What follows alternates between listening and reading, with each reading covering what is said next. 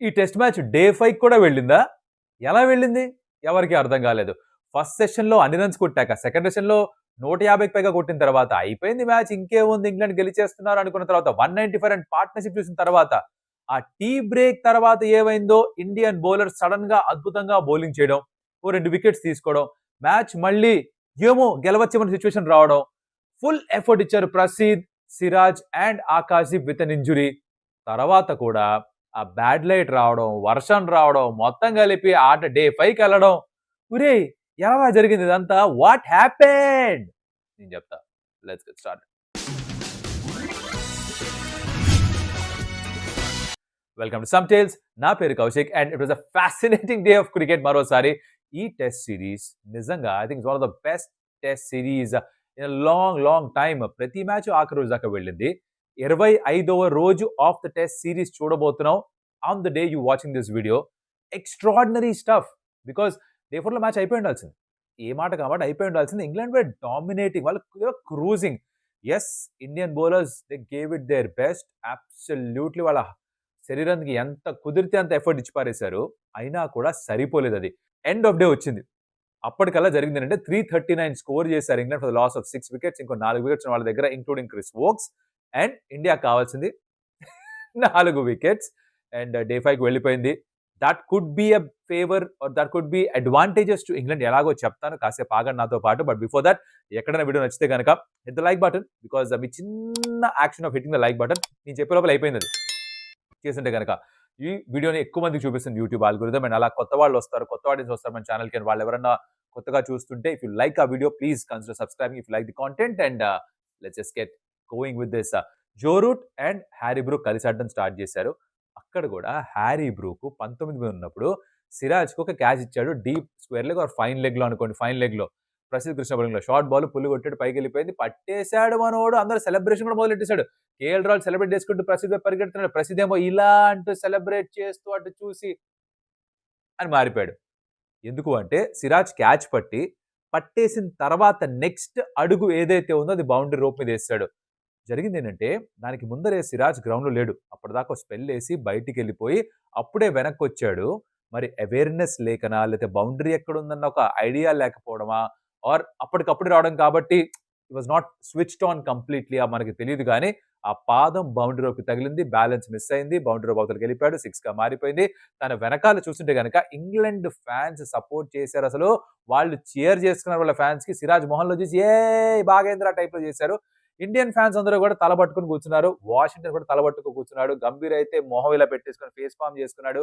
తెలుసు Harry Brook chance ఇస్తుందని తెలుసు. అప్పుడు బ్రూక్ వాజ్ ఆన్ 19. ఈవెన్చువల్ గా తను అవుట్ అయినప్పుడు 1-1-1 92 పరుగులు స్కోర్ చేశాడు దాని తర్వాత. And at an aggressive breakneck speed తన రన్ స్కోర్ చేశాడు. అక్కడ వచ్చింది match defining or series defining partnership. Because ఈ టెస్ట్ మ్యాచ్ గెలిస్తే సిరీస్ వాళ్ళదేగా. ఈ టెస్ట్ మ్యాచ్ ఇండియా గెలిస్తేనే కదా సిరీస్ లెవెల్ అయ్యేది. అది కానివ్వకుండా ఆల్మోస్ట్ చేసేశారు. Because Brook and Joe Root partnership 195, 213 balls లో at that speed in this last innings on day 4 extraordinary stuff. జరుగుతుంది ఏంటంటే ప్రతిరోజు కూడా ఆ హెవీ రోలర్ వాడుతున్నారు. దాంతో పిచ్ కాస్త సెటిల్ అవుతుంది. So first 30 minutes to 45 minutes పెద్దేమీ జరగట్లేదు పిచ్ లో. దాని తర్వాత వచ్చిన అవకాశాన్ని ఇండియా జారవిడుచుకున్నారు. And he made the most of it. Aggressive గా ఆడాడు, అప్పర్ కట్స్ ఆడాడు, స్టెప్ అవుట్ అయ్యి కవర్ డ్రైవ్స్, స్లాష్లు కొట్టాడు, ఇష్టం వచ్చినట్టు షార్ట్స్ ఆడడం మొదలెట్టాడు. స్పిన్నర్లు వేస్తే ఈజీగా రన్స్ వచ్చేసాయి. బట్ ఈవెన్చువల్లీ జో రూట్ కూడా తన సెంచరీ చేరుకున్నాడు. 39 century for Joe Root. Extraordinary batting తన నుంచి కూడా ఎక్కడా ఛాన్స్ ఇవ్వలేదు. Look in total control. ఎప్పుడైతే ఈ బ్రూక్ అవుట్ అయ్యాడో అంటే ఆ 100 చేరుకున్న తర్వాత ఇంకొంచెం అగ్రెసివ్ గా ఆడటం మొదలెట్టి 6లు 4లు కొట్టేద్దాం, మ్యాచ్ ఫినిష్ చేద్దాం అనేసుకున్నాడు. అక్కడ రిషబ్ పంత్ షాట్ ఆడాడు. షాట్ కొడితే బ్యాట్ ఎగిరిపోయింది, బాల్ ఏమో సిరాజ్ వైపు వెళ్ళింది. లుక్ ఎట్ ద కిస్మత్. సిరాజే క్యాచ్ డ్రాప్ చేశాడు. మళ్ళీ సిరాజే క్యాచ్ పట్టాడు. కానీ 92 రన్స్ బ్రూక్ కొట్టిన తర్వాత క్యాచ్ పట్టాడు. ఆకాశకి వచ్చిన వికెట్ అది. అక్కడ గేమ్ లో ఓపెనింగ్ ఏమైనా దొరికిందా అని వచ్చిన ఫీలింగ్ కలిగి ఉండొచ్చు. But Bethell and Root continue చేశారు. రూట్ తన సెంచరీ చేరుకున్నాడు. కానీ తర్వాత బెథెల్ అవుట్ అయ్యాడు ప్రసిద్ధ్ కృష్ణ బౌలింగ్ లో. టీ తర్వాత something unique happened. I tell you what. Shubman Gill the captain, this is something I really like.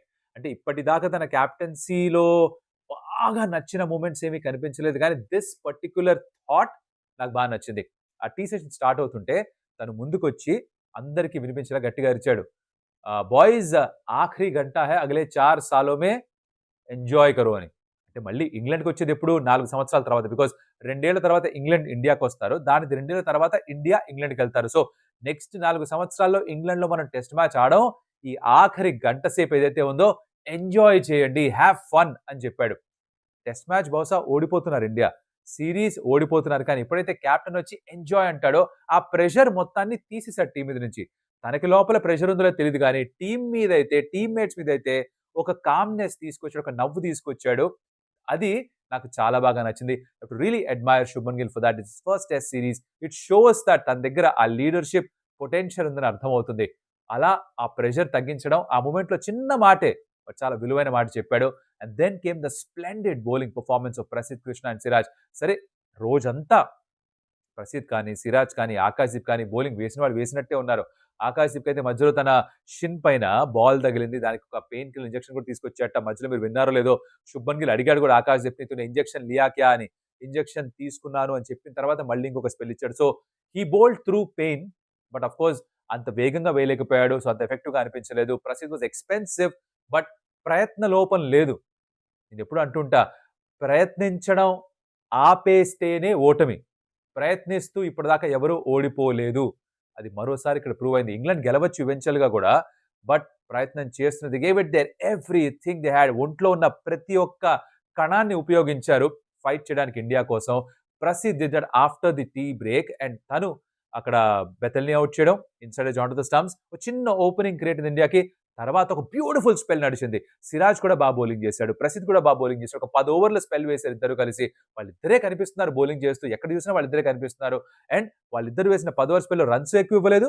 And ఉక్కిరి బిక్కిరి చేశారు. ప్రెషర్ బిల్డ్ చేశారు. ఎంత ప్రెషర్ బిల్డ్ చేశారంటే 100 చేరుకున్న తర్వాత కూడా Joe Root he had to fish outside the off stump and ఒక smart catch under pressure Dhruv Jurel తీసుకోవడం. అక్కడ తిరిగి మళ్ళీ గేమ్ ఓపెన్ అయిపోయింది.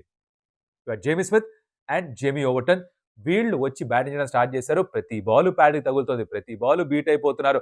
And then came the bad light. దాని ముందర కూడా there was this contentious decision. దానికి క్లియర్‌గా నాకేమీ ఎవిడెన్స్ క్లియర్‌గా కనిపించట్లేదని చెప్పి థర్డ్ అంపైర్ నాట్ ఔట్ ఇచ్చారు. జేమీ ఓవర్టన్ ఒక బాల్ ఆడితే ఆ బాల్ పడిపోయిన తర్వాత బ్యాట్‌కి తగిలి కీపర్ దగ్గరికెళ్ళిందా? బాల్ పడిపోయింది సరే. కానీ తన బ్యాట్ బాల్‌కి తగిలేసరికి అది ఇంకా పిచ్‌తో కాంటాక్ట్‌లో ఉందా? లేదా పైకెళ్తున్నప్పుడు తగిలిందా? కంక్లూజివ్ ఎవిడెన్స్ లేక నాట్ ఔట్‌గా ఇచ్చారు. దాని తర్వాత లైట్ మీటర్‌తో రీడింగ్ చెక్ చేయడం. And of course bad light అన్నారు. తర్వాత వర్షం వచ్చింది. ఇంకా టైం మిగిలుండింది మ్యాచ్‌లో. అండ్ అప్పుడు they had to call off the day. ఇప్పుడు డే కాల్ ఆఫ్ చేశారు. ఒక సైడ్ మనకు తెలుసు దట్ సిరాజు, ప్రసీద్, ఆకాశ్‌దీప్ అలిసిపోయి ఉన్నారు. ఓవర్స్ అన్ని వాళ్ళే వేస్తున్నారు. ఎలారా బాబు! ఏంటి పరిస్థితి? ఆహ్, క వేయలేకపోతున్నారని ఒక ఫీలింగ్. కానీ ఓ 10 ఓవర్లు అద్భుతమైన స్పెల్ వేశారు. ఇంకొక 4 ఓవర్లు వేస్తే ఆ ఓవర్ కలుపుకొని న్యూ బాల్ తీసుకోవచ్చు. న్యూ బాల్ తీసుకుంటారో లేదో తెలీదు. కానీ ఆ ఫ్లో ఒక రిథమ్‌లో ఉన్నారు. మంచి బౌలింగ్ వేస్తున్నారు. ప్రెషర్‌లో ఉన్నారు. ఓవర్‌కాస్ట్ కండిషన్స్ ఉన్నాయి. Ball was moving around, darting around. Smith and Overton ఇద్దరు ప్రెషర్‌లో ఉన్నారు. Another 2 wickets and you are into Woakes. Woakes వస్తాడో లేదో తెలీదు. You only had Gus Atkinson to play. India maybe match గెలిచే అవకాశాలు ఉన్నాయేమో డే 4లో. కానీ ఆట ఆగిపోయింది. డే 5కి వెళ్తే ఇప్పుడు ఎవరికి అడ్వాంటేజ్? ఒకవైపు ఇండియన్ బౌలర్స్‌కి రెస్ట్ దొరుకుతుంది. ఓవర్ నైట్ పడుకుంటారు, నిద్రపోతారు. మెస్యూజ్ వచ్చి మసాజ్ చేస్తారు, బాడీ రిలీజ్ చేస్తారు, రికవర్ అవుతారు, ఐస్ బాత్‌లు తీసుకుంటారు. అంతా బానే ఉంది. They will come back fresh and hard. They will give it everything once again. కానీ డే 5 స్టార్ట్ చేస్తున్నప్పుడు మళ్ళీ ఇంగ్లాండ్ హెవీ రోలర్ యూజ్ చేయొచ్చు. ఆ హెవీ రోలర్ యూజ్ చేసినప్పుడు పిచ్ ఇంకొంచెం ఫ్లాట్ అయిపోతుంది. సో, ఒక 30, 45 నిమిషాల పాటు బాల్ పెద్దగా మిస్‌బిహేవ్ చేయదు.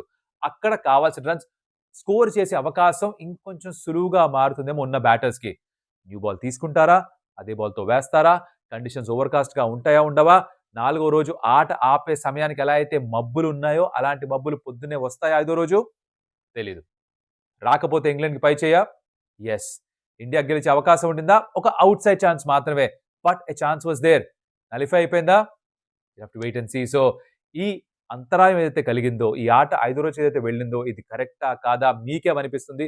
You can let me know in the comments. For sure మీ ఉద్దేశంలో ఇది కరెక్టా? ఇండియన్ బౌలర్స్‌కి ఇది పాజిటివ్‌గా మారుతుందా? ఇంగ్లాండ్ బ్యాటర్స్‌కి ఇది పాజిటివ్‌గా మారుతుందా? రాత్రి వాళ్ళు గెలుపు గురించి ఆలోచిస్తూ నిద్రపోలేక టెన్షన్‌లో పడుకుంటారా? ఇండియా లేదు మనకింకా ఛాన్స్ ఉందని ఒక పాజిటివ్ మైండ్ సెట్‌తోనే వెళ్తారా? ఎవరు ప్రెషర్‌కి సకంబ్ అవుతారు? ఏమనిపిస్తోంది మీకు?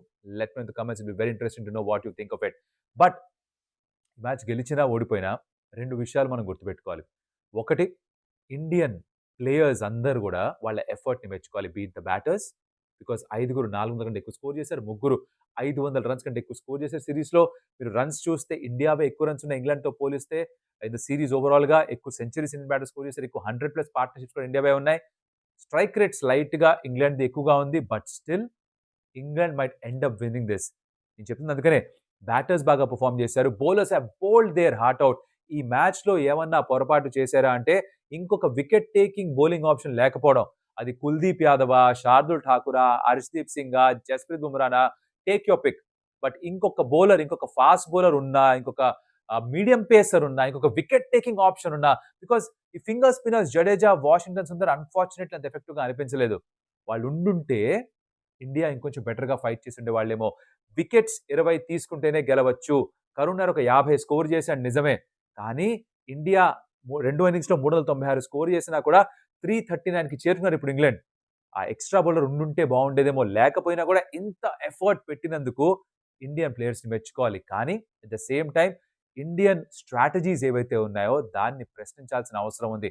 గౌతమ్ గంభీర్ కోచ్‌గా వచ్చినప్పటి నుంచి విన్ పర్సెంటేజ్ 30 కంటే తక్కువుంది. న్యూజిలాండ్‌తో 3-0 ఓడిపోయాం. బార్డర్ గవాస్కర్ ట్రోఫీలో ఓడిపోయాం. ఇక్కడ ఈ టెస్ట్ మ్యాచ్ ఓడిపోతే ఈ సీరీస్ కూడా 3-1 అనే స్కోర్ లైన్‌తో ఓడిపోతాం. It's very closely contested series. But still India series ఓడిపోతారు. 3-1 ఒక టెస్ట్ మ్యాచ్ ఓడిపోతే. గెలిచినా కూడా ఇదే ప్రశ్నలు మళ్ళీ రావాలి. టీమ్ సెలక్షన్ పైన ప్రశ్నలు రావాలి. Are we being defensive? Extra బ్యాటర్‌ని ఆడించడం, ఒక బౌలర్‌ని తక్కువ ఆడించడం, 20 వికెట్స్ తీసుకునే బౌలింగ్ లైనప్‌ని పిక్ చేస్తున్నామా లేదా? ఆ ఎక్స్‌ట్రా బ్యాటర్ కావాలని తాపత్రయంతోటి మనం మ్యాచ్‌లో ఓడిపోతున్నామా? ఇది ఆలోచించాల్సిన అవసరం ఉంది. You have to ask the right questions to Gautam Gambhir. Selection committee అడగాలేమో. సెలక్షన్ కమిటీ మీద పైన కూడా ప్రశ్నలు రావచ్చు. మిగతా సపోర్ట్ స్టాఫ్ పైన కూడా ప్రశ్నలు రావచ్చు. But the players I think they given their heart and soul and blood and sweat and tears. వాళ్ళని తప్పుపడడానికి లేదు. బట్ ఆఫ్ కోర్స్ ప్రశ్నలు వస్తాయి. గెలిచినా, ఓడిపోయినా ఆ ప్రశ్నల గురించి మాట్లాడుకోవాలి. But hopefully hope against hope India గెలిస్తే it will be a great victory because 90% of the day England గెలుస్తున్నట్టుగానే అనిపించింది. ఒక 5%, 6% మాత్రమే ఇండియా గెలిచే ఛాన్స్ ఉందని ఫీలింగ్ కలిగింది. మిగతా 3, 4% వర్షం పడింది. ఆ బ్యాడ్ లైట్ వచ్చింది. So day 5 I think it's England's advantage because of heavy roller వస్తుంది. పిచ్ ఫ్లాటన్ అవుట్ అయిపోతుంది. ఓవర్ కాస్ట్ కండిషన్ లేకపోతే బాల్ ఎక్కువ మూవ్ కాదు. వచ్చి వెంటనే మళ్ళీ ఆ రిథమ్‌లోకి సెటిల్ అవ్వడం బౌలర్స్ కొంచెం సమయం పట్టొచ్చు. దాంట్లో match could get over because Jamie Smith can finish it off in a jiffy. అలాగే ఓవర్టన్ కూడా 2, 3 షాట్స్ ఆడేసాడా it can be over in a flash. తెలిసే లోపల అర్థమయ్యే లోపల 35 రన్స్ పూర్తి చేసేయొచ్చు. ఆ ప్రమాదం ఉంది. Anyways will talk about that in the next video. ఇప్పటిదాకా వీడియో చూసిన thank you so much. Like the video. Like I said comment about me ఉద్దేశంలో ఆ బ్రేక్ రావడం, డే 5కి వెళ్ళడం కరెక్టా? కాదా? ఇండియాకి అడ్వాంటేజా? ఇంగ్లాండ్‌కా? Let me know in the comments. Subscribe to stump tales. మరొక వీడియోలో మళ్ళీ కలుస్తా. అప్పటిదాకా సెలవు. అడియోస్ అమిగోస్.